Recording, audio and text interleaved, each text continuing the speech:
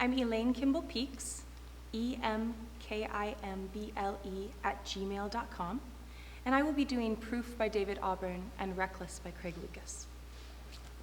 Thank you.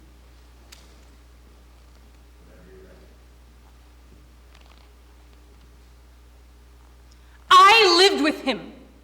I spent my life with him. I fed him, talked to him, tried to listen when he talked to people who weren't there.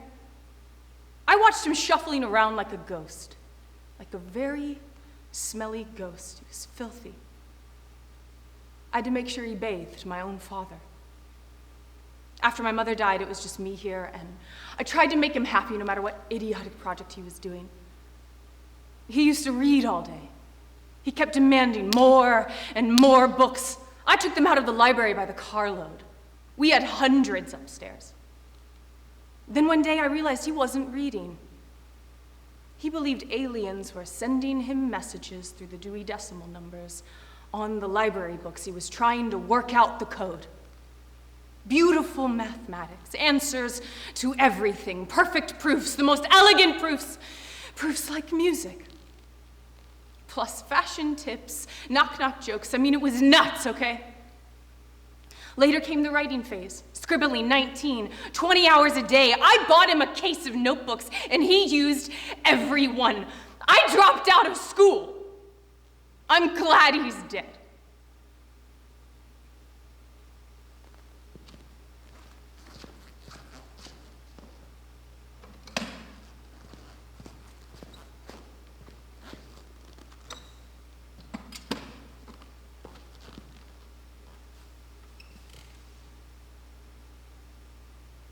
Well, last Christmas Eve, my husband Tom is all tucked into bed like a little kid, and our two boys are in their beds. I've just tucked them in, and I tell Tom how perfect it all seems, how I've never been so happy, which is true. And well, my father was allergic to dogs, you know, and Tom doesn't like puppies, so I never said anything about wanting a puppy, but I was thinking about it, and I was looking out into the snow and talking about Alaska or something, but I was thinking about how people in books and movies are always getting puppies on Christmas, and you never have to see anyone clean up or get hit by a car. You just see them with a big red bow, and the children are smiling, you know?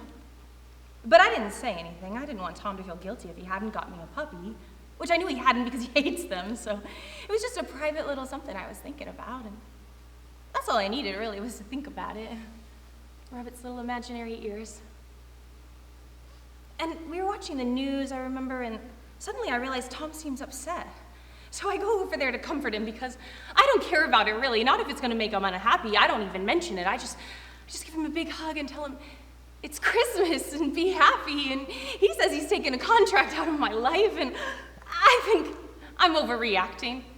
Or he's kidding, which he must be, but either way, I wind up spending Christmas with this man I just met at the Arco station whose girlfriend is crippled and deaf, you know, she says with the hand signals, until all of a sudden she turns to me and she says she had to pretend she was deaf in order to get the attention of this man we're both living with, who's changed his name and run away, and she's changed her name and I've changed my name, and we're all working in the same place, and she's telling me all these secrets, and then all of a sudden she says, "Why don't you talk to a psychiatrist?"